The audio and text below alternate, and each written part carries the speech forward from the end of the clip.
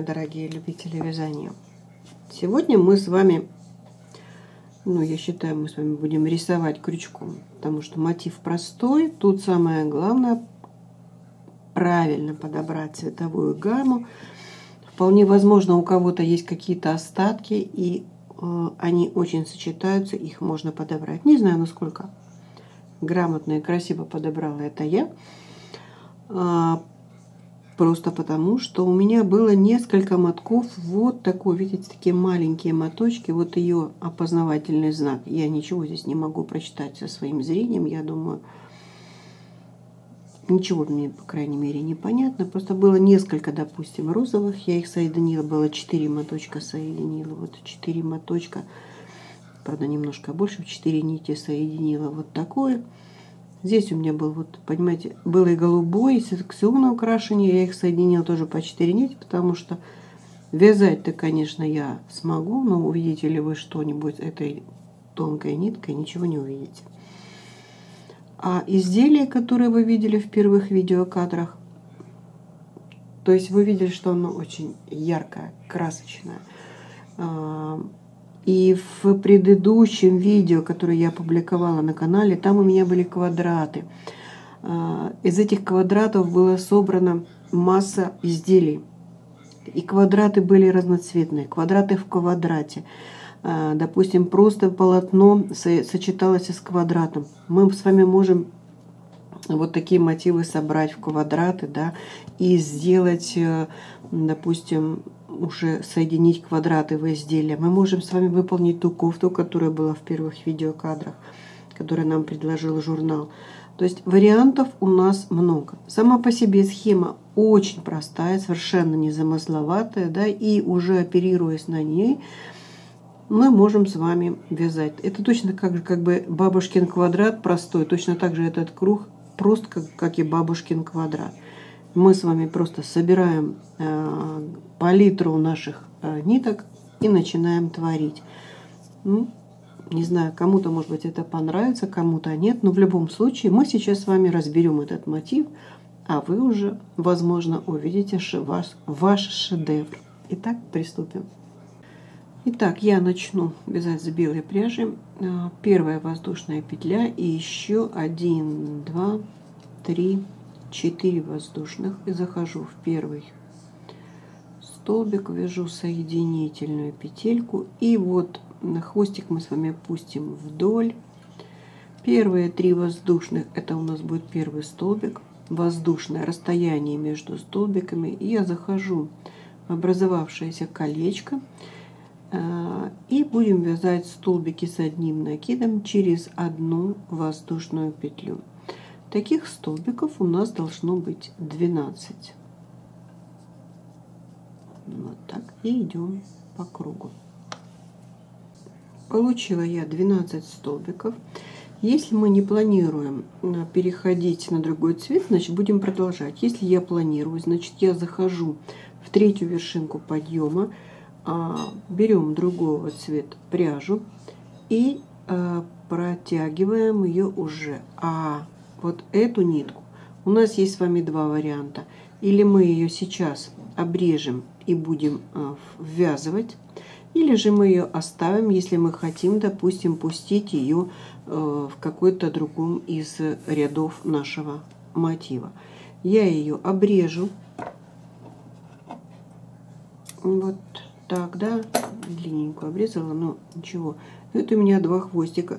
Я их сейчас буду ввязывать. Вот у меня этот столбик. Я вот, видите, здесь не сделала одну воздушную петлю, поэтому у меня не показалось пространство. Извините. Вот здесь одна воздушная. Я исправила свою ошибку за кадром, потому что здесь у меня одна воздушная петелька. И с этой точки 1, 2, 3, это будет первый столбик. Воздушная петля, накид. Мы с вами переходим вот в арочку из одной воздушной. Я вяжу сюда 2 столбика с одним накидом, без всяких воздушных. И при том мы с вами прячем наши хвосты. Одна воздушная, накид, перехожу в следующую арку, и в следующей арке У нас опять 2 столбика, первый и вот он второй. Как видите, хвостики мы уже с вами практически спрятали. 2 воздушные, накид, следующая арка. Как вы поняли, что мы в каждую арку будем вязать по 2 столбика с одним накидом, и между этим набором столбиков у нас идет по 1 воздушной петле.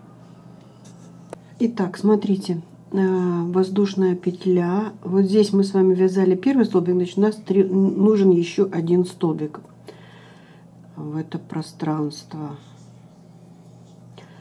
У меня эти нитки получаются, видите, секционного крашения, и вот они как смотрятся совершенно иначе, если бы это было однотонное.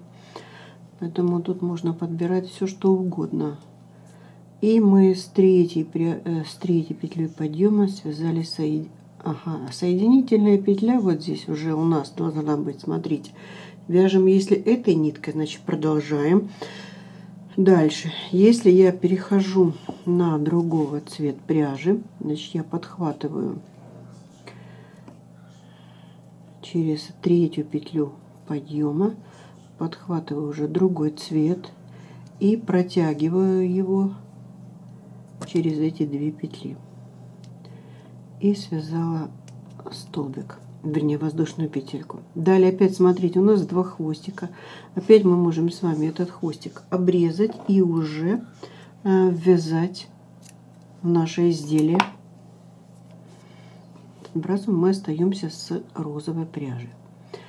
Сейчас мы как бы с вами можем перейти под арочку из 1 воздушной, да, и в нее я вяжу 3 воздушных, 1 петелька и под нее еще 1 столбик с накидом. Далее 1 воздушная, накид, мы переходим с вами под арку, пропуская набор, столбик, воздушная петля, накид, столбик, воздушная петля, накид, под арку, столбик, воздушная петля, столбик. И в принципе идем по кругу. Итак, смотрите, мы с вами обошли практически ряд, воздушная петля, накид, и мы вот должны соединиться с третьей петелькой подъема. Опять-таки, если мы меняем с вами цвет, берем другую ниточку, что-то я накид сделала, берем другую ниточку и присоединяемся. Я уже менять не буду. У нас остался еще 1 ряд, вот этот арочками, и мы сейчас можем с вами еще одновременно и присоединиться. Я захожу под арку, вяжу соединительную петлю и 1, 2, 3 по следующую арку столбик без накида. 1, 2. То есть мы с вами вот сейчас, как я увидела на рисунке, что мы с вами должны соединиться через 1 арку. В первую, вот это и вторая. Значит, если будем говорить так, то мы должны с вами присоединиться вот сюда, эту пропустить, а сюда присоединиться. Давайте попробуем. Я захожу вот в эту арку,